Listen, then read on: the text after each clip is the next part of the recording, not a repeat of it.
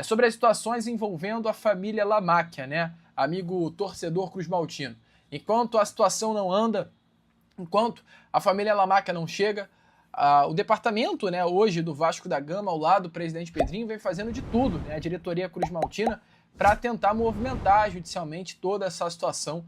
Inclusive, nessa madrugada, tá, a diretoria realizou uma série de reuniões e movimentações intensas para derrubar essa liminar deferida pela juíza Caroline Fonseca, uma decisão judicial que afastou o presidente Pedrinho do comando da Vasco da Gama SAF e vem interrompendo o processo de venda para a família Lamáquia. Informações que eu tenho, né, inclusive eu ouvi ontem de uma pessoa do Vasco, é que eles estão trabalhando de forma incansável, de madrugada a madrugada, estão virando aí, de fato, noite para tentar resolver toda essa situação.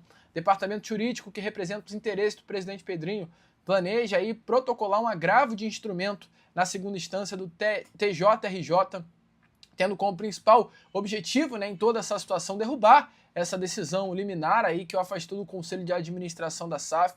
É uma estratégia bem simples nesse agravo de instrumento, né? Como a destituição ocorreu por meio de uma decisão interlocutória, né, uma chamada liminar, o recurso cabível é esse, que é o agravo de instrumento. Então a defesa do presidente Pedrinho hoje vem buscando exatamente isso, o efeito suspensivo, para reconduzir imediatamente Pedrinho ao comando da Vasco da Gama SAF e tentar fazer o quanto antes que essa venda de fato aconteça.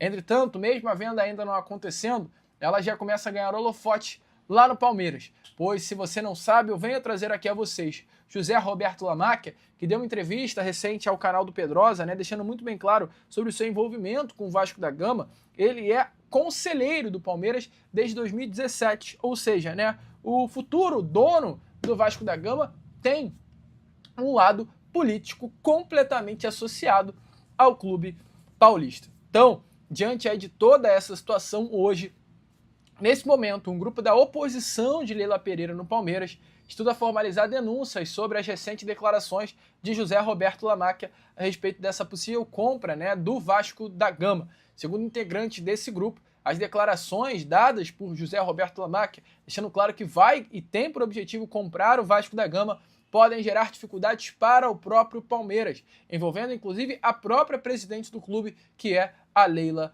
Pereira, tá? Amigo torcedor Cruz Maltino. Uma grande preocupação relacionada ao chamado fair play financeiro, que está sendo implementado no futebol brasileiro, e esse grupo de conselheiros preocupa-se exatamente com essa situação, envolvendo as falas de José Roberto Lamáquia, conselheiro do Palmeiras, a uma atitude relacionada ao fair play financeiro contra a própria instituição paulista, tá? Mas esse é um grupo de conselheiros, a política que acontece no Vasco acontece, é claro, em menor força em outros clubes.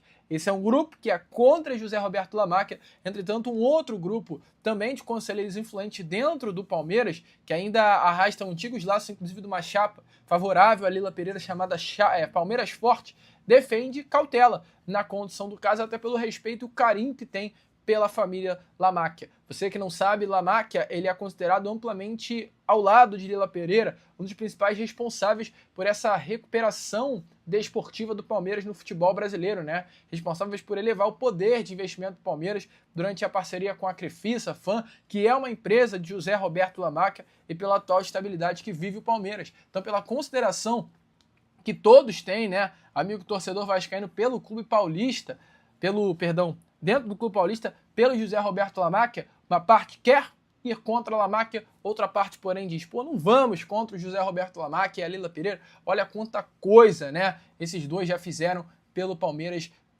através da Crefisa. Então, a situação é exatamente essa, tá? Mas é uma polêmica lá no clube paulista. Recentemente já tivemos outras posições como essa acontecendo e vamos ver, sem dúvida nenhuma, a cena aí dos próximos capítulos.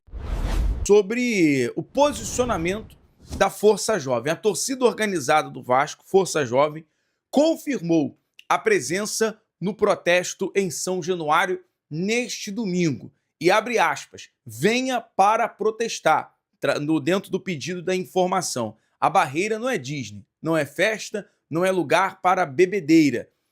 Nesse momento é dia de fazer história. Nesse domingo, venha para protestar, e é esse o objetivo, né? Não vai ser momento de festa, claro, quando é um pré-jogo é diferente, a gente entende, a galera tá ali curtindo um pré-jogo, mas nesse protesto será para, de uma vez por todas, né, derrubar essa situação e acelerar toda a questão do processo de venda da SAF. E é claro que, por mais que nós estamos fazendo uma cobertura aqui da Copa do Mundo, por exemplo, eu parei tudo para trazer esse vídeo, eu estou daqui a pouquinho indo para o hotel acompanhar a chegada da seleção brasileira em preparação para o jogo aqui em Houston contra a seleção do Japão, mas já preparamos toda a nossa equipe, né? É o BTB Esportes em todos os lugares. E a nossa equipe vai estar realizando essa cobertura na Porta de São Januário em apoio ao torcedor, em apoio, dando voz ao torcedor. Amanhã, torcedor vascaíno, você que quiser falar, desabafar, conversar com a gente, e você vai acompanhar tudo isso ao vivo na Porta de São Januário.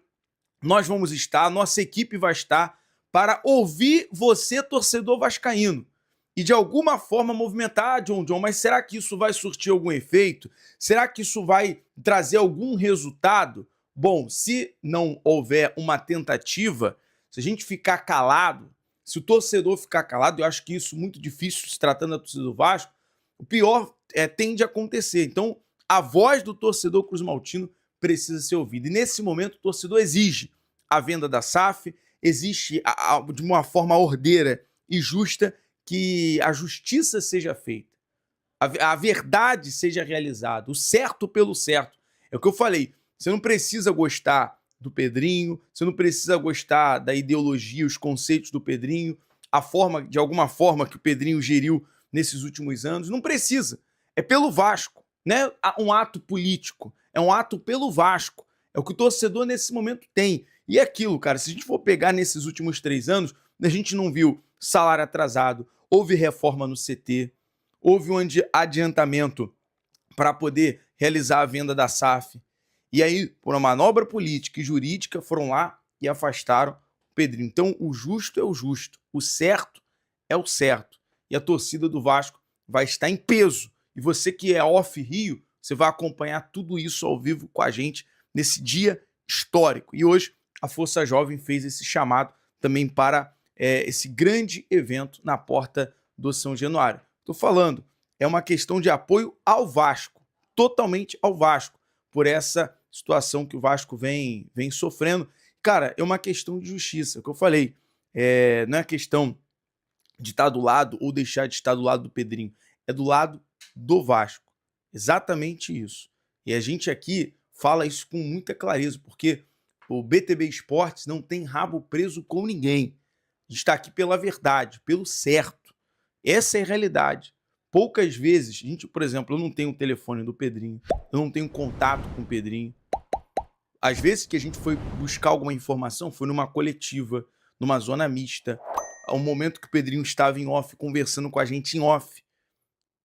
Dá para contar nos dedos. Quando o Pedrinho me falou sobre a renovação de contrato do Puma, a gente deu a notícia sobre a não vinda do Rodrigo Caetano e outras situações sobre reforços que iam chegar no Vasco. Mas não tem rabo preso com ninguém. A busca do Vasco por um novo treinador ganhou um rumo inesperado. Depois de contratar apenas técnicos brasileiros na gestão de Pedrinho, o clube mudou a estratégia e agora prioriza nomes estrangeiros. O principal alvo é o português Franklin Carvalho, atual técnico do Botafogo, visto como um profissional de ideias modernas e com boa gestão de grupo. A diretoria acredita que faltam opções no mercado brasileiro e quer um treinador capaz de melhorar o ambiente interno, principalmente na relação com os jogadores estrangeiros do elenco. Além de Franklin, nomes como Vasco Matos, Vitor Matos, Marcelo Galorão e Hernan Crespo foram analisados, mas as negociações não avançaram. Outro ponto que favorece Franklin é o fato de já morar no Rio de Janeiro, facilitando uma possível chegada imediata. Agora, a expectativa da torcida é saber se o Vasco conseguirá fechar com o português e iniciar uma nova fase na